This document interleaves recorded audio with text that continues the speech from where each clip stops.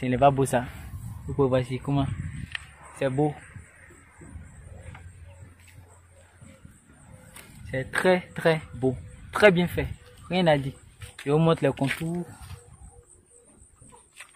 Nous sommes en zone rurale. L'agglomération est juste à 10 km. Ouais. Rien à dire. Tout est propre. Donc, l'espacement de ces deux bâtiments, c'est bon. Parce qu'il faut au moins ça, 10 mètres au minimum ou 20 mètres. 20 mètres, c'est littéralement le premier bâtiment que voici.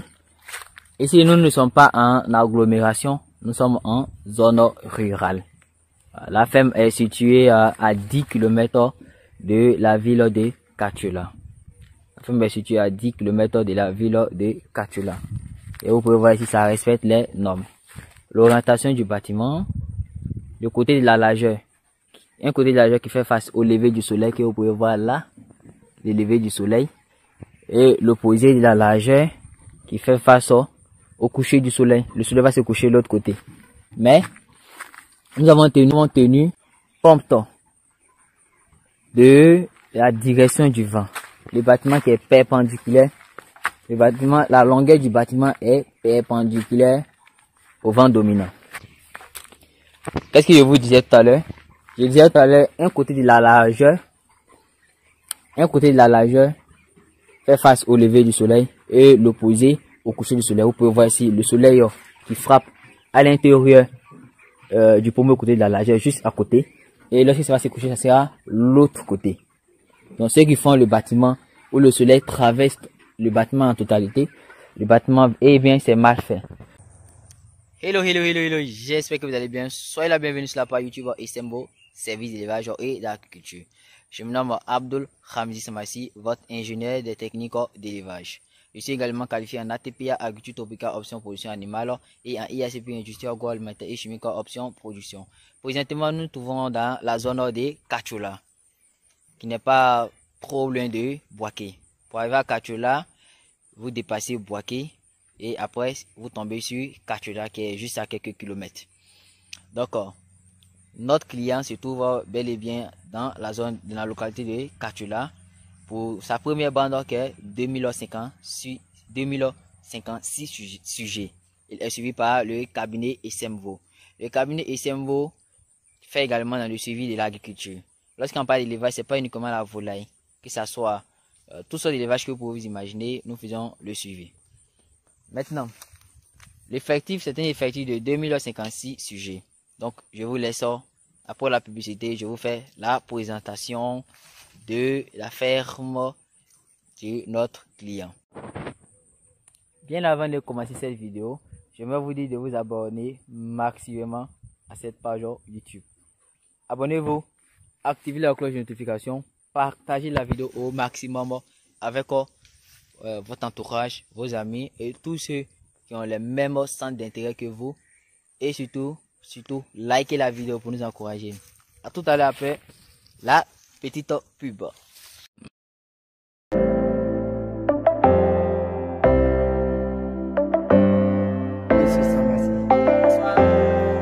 Salut chers abonnés, j'espère que vous allez bien.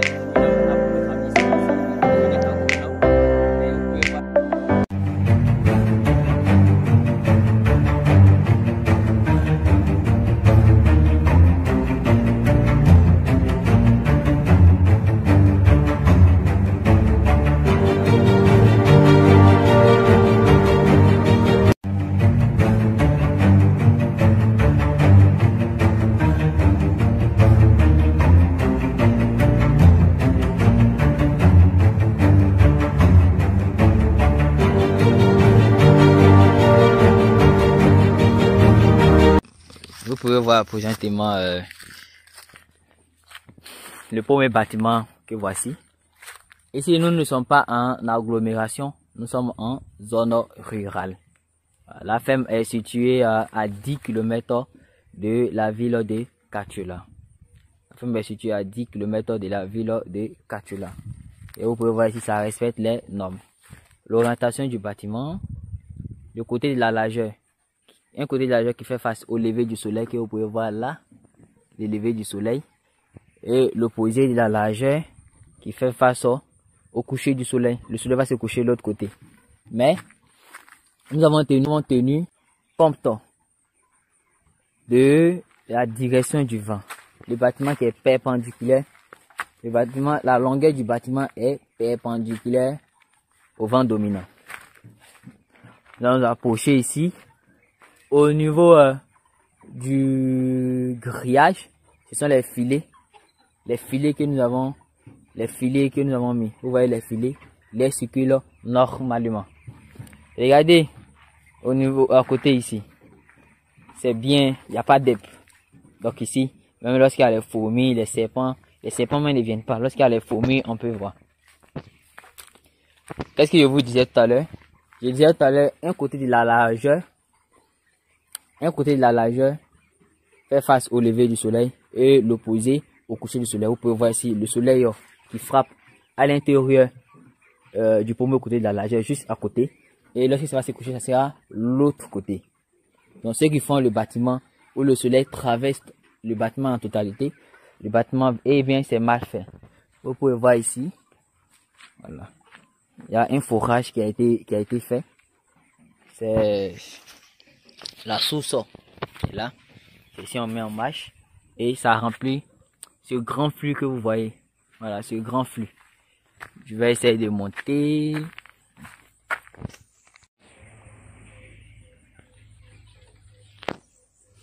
Je vais essayer de vous voir ici. J'essaie de monter. Voilà. Vous voyez le grand flux. Donc, vous attendez bien. Voilà, voici la voiture qu'on voit qui vient de passer. C'est au bord du goudron. C'est juste à quelques mètres du goudron. Voilà, on voit ici. Je vous présente l'affaire de haut. Vue de haut.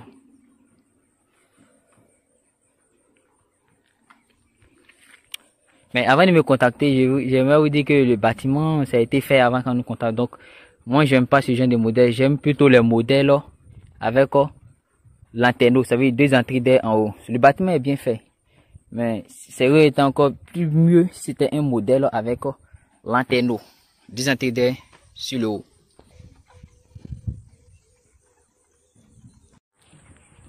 Ce n'est pas beau ça. Vous pouvez voir ici comment c'est beau.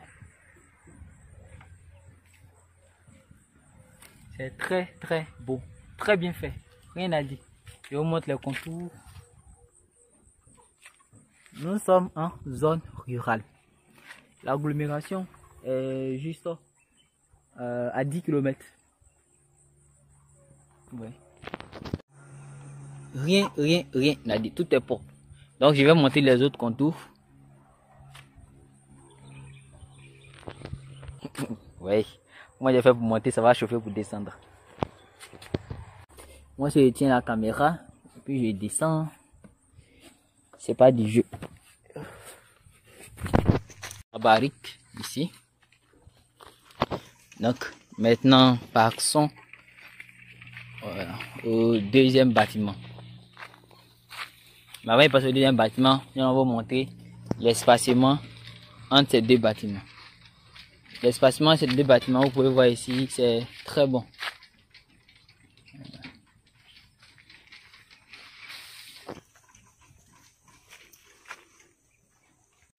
Avant de commencer ici, voilà, vous pouvez voir ici l'espacement entre ces 2 bâtiments. L'espacement entre ces 2 bâtiments, c'est bon. Voilà, parce qu'il faut au moins ça, 10 mètres au minimum ou 20 mètres. 20 mètres c'est l'idéal, mais 10 mètres, il a déjà pris 10 mètres, c'est déjà bon. Vous pouvez voir ici.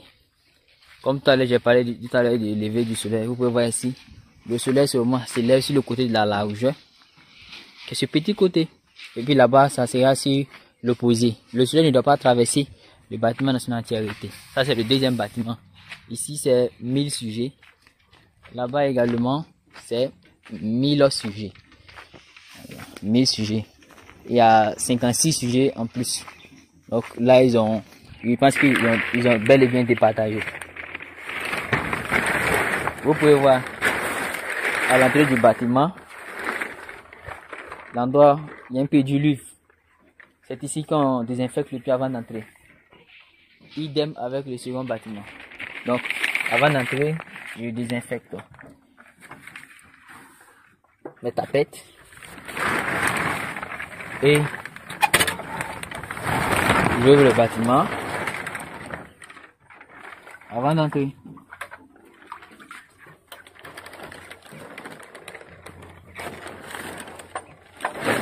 La porte.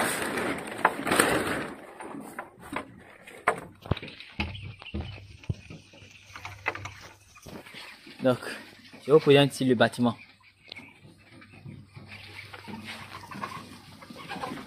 Vous pouvez voir ici, les sujets ont bien grandi. Les sujets ont très bien grandi. On a fait les pondoirs. Voilà, on a fait les pondoirs. Je n'ai pas dit que le client a fait les pondoirs, mais avec les consignes de SMVO, service d'élevage et d'agriculture. Nous avons donné les dimensions et les pondoirs sont très bien faits. Donc, on voit ici. Nous pouvons voir ici, ça c'est un nid. Vous voyez, vous voyez comment c'est fait, non? En bas ici, il a mis une planche là. Donc ce n'est même pas même le sol. Ça veut dire que si en bas est mouillé, l'eau ne va même pas toucher ici. Et là, c'est barré pour ne pas que les œufs sortent. Lorsqu'elles vont prendre, pour ne pas que les œufs glissent pour descendre. Donc à l'intérieur, ils vont mettre des copeaux, du copeau à l'intérieur. Vous voyez, non? Maintenant, ce nid peut supporter 5 à 4 poules. Donc vous voyez ici, chaque nid peut supporter 5 à 4 poules. Donc nous allons compter ensemble le nombre de nids. Ici vous pouvez voir ici 1, 2, 3, 4, 5, 6, 7, 8, 9, 10, 11. On insiste 11 puisque l'opposé c'est 11 aussi, ça fait 22 nids. C'est le premier. Nous allons compter aussi le reste. Nous avons compté le premier. Ça fait 11 plus l'opposé qui fait ça va faire 22. Donc 22 déjà, vous pouvez multiplier par 5. Vous allez voir ça fait combien de sujets qui peuvent pondre à la fois dans ce pondoir. Maintenant on vient ici. On vient sur le deuxième côté que nous allons compter. Ok, donc vous pouvez voir ici. Pour le premier, on a 11 nids. L'autre côté à l'opposé, 11, ça fait 22. Au milieu, on a 5 nids. Et pour le premier au fond, là-bas, on a 11. L'opposé, ça fait 11, donc ça fait 22 nids. Au milieu, on a 5. L'opposé, 5, ça fait 10. On a 10 nids. Donc plus 10, ça fait déjà 32. Et à la fin ici, nous avons 11. Et puis l'opposé, 11, ça fait 22. Plus 22, nous avons 54. Vu que les pondoirs peuvent supporter 4, et pas les pondoirs, les nids peuvent supporter 4 à 5 poules à la fois. Donc on aura 54 fois 5, ce qui va nous donner 270 poules qui pourront pondre à la fois dans les différents nids. Et dans tous les nids, ça sera 270 poules. Maintenant, il faut retenir que par nid, c'est 25 sujets par nid. C'est 25 sujets par nid. Donc, lorsque nous prenons le premier qui est 22 nids, nous faisons les 22 fois 25, ça nous donne 550. Et on a le dernier qui est 22 nids également. Lorsqu'on fait les 550 fois 2, ça nous fait 1100. Le milieu, c'est 10. Lorsqu'on prend 10 fois 25, ça nous fait 250 plus 1100 plus 1100, ça nous donne 1350 pondeuses qui pourront pondre dans ces nids. Donc tous ces nids, c'est pour un total de 1350 pondeuses. Et dans ce bâtiment, il n'y a que 1000 pondeuses. Là, sur ce coup, il a très bien fait. Il a très bien fait. Et quand c'est comme cela, vous n'aurez pas de cas de mortalité durant les heures de ponte. Vraiment aimé les pondoirs, très bien fait, le cadre bien fait, les dimensions sont très bien respectées. Donc pour un devis au niveau des pondoirs, n'hésitez pas à nous contacter. Pour un devis au niveau des pondoirs, n'hésitez pas à nous contacter. Comment disposer des pondoirs, à quelle période disposer des pondoirs, vous pouvez nous contacter. Vous pouvez également suivre des formations, etc. Non. L'élevage, c'est très bon. Parce que pour faire l'élevage, il ne suffit pas de payer la nourriture, il ne suffit pas de donner de l'eau, il ne suffit pas de donner de l'aliment au sujet. L'élevage, c'est le professionnalisme qui est demandé.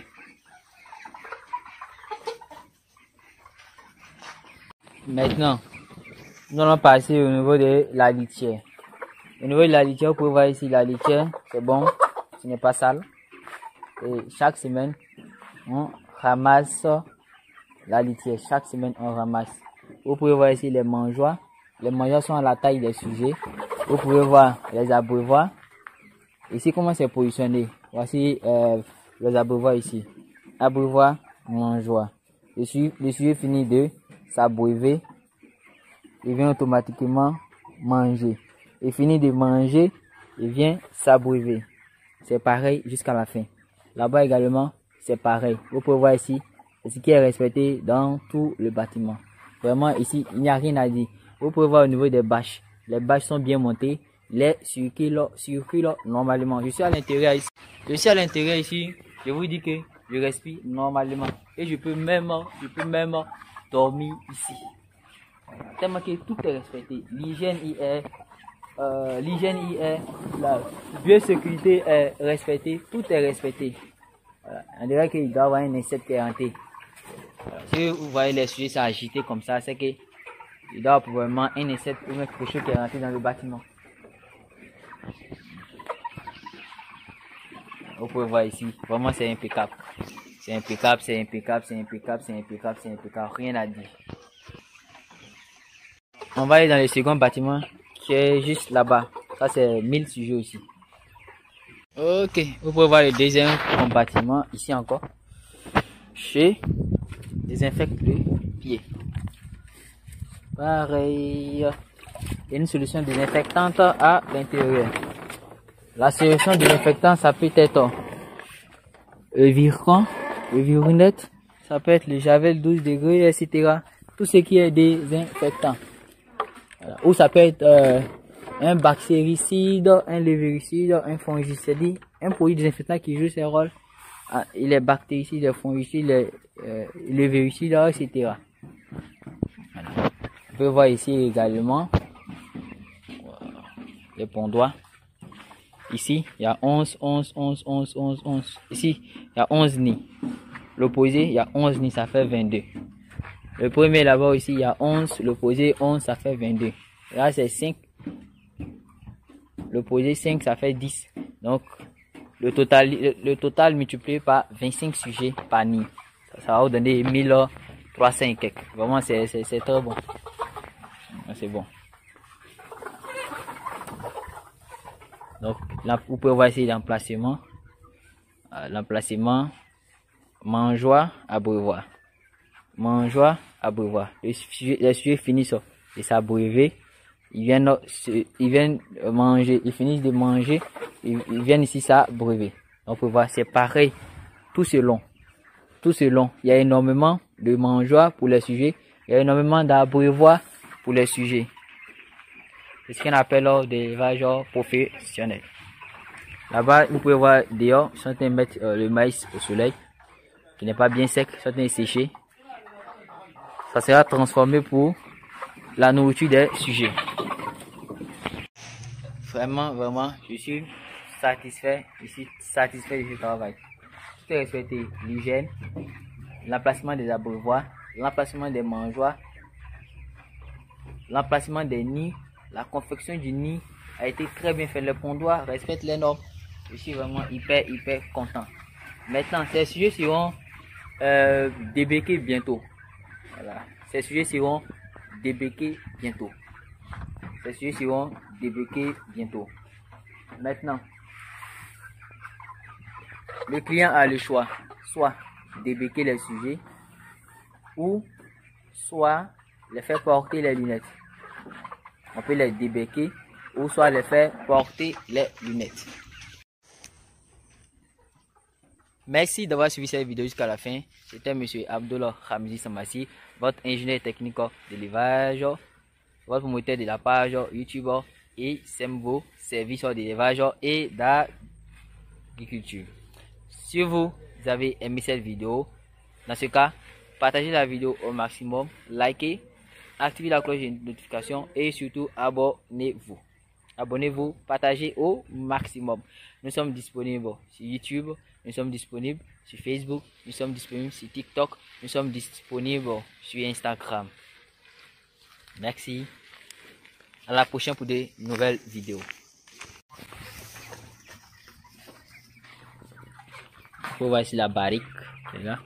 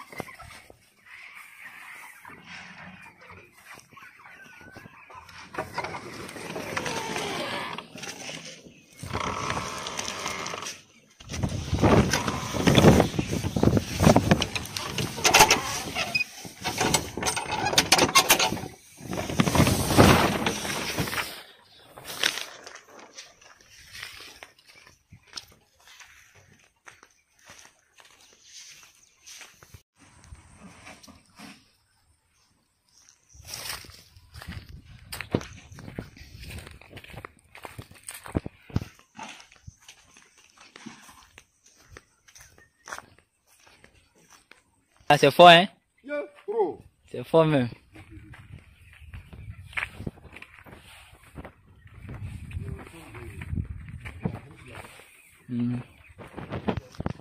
Fraîcheur là quoi? C'est fort, hein? Hier quand on venait, on était dans la glace. Même bizarrement dans les bâtiments là, il fait chaud dedans un peu.